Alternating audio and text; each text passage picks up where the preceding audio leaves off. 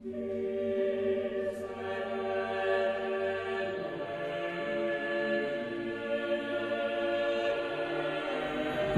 life, Benedict XVI's life, is really very much more interesting than it appears at first sight.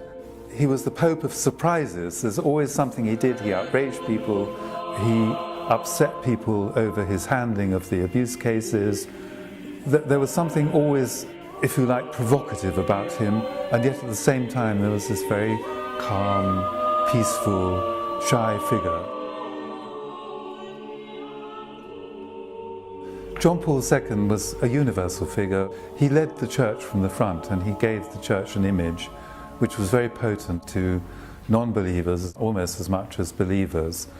Ratzinger has been primarily a theologian who has not been good, I think everybody generally agrees, at governing the church. Just the year before John Paul II died, Ratzinger was still known as the Panzerkardinal, or God's Rottweiler. This was a gesture, I think, almost a positioning of himself in order to become a potential pope. He must have known that John Paul II had not very long to last. And so he made this symbolic gesture of going to the D-Day landing.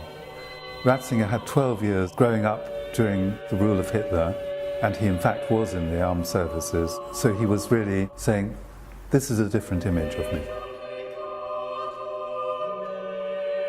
If you look at the book, how much energy it demanded of this man during his 8 years of being Pope was very considerable. And I think that, again, there is a great contrast with John Paul II, who was absolutely flat out, who said, I'm not going to give up, I've got all eternity to rest, who gave up, if you like, writing his own theological works when he was Pope.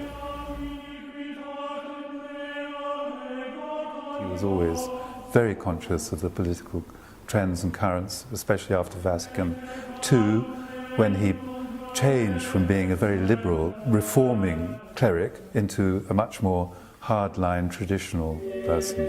There was opposition, but it was obviously clear that he was organising, he was pulling the strings in a very quiet, diplomatic way.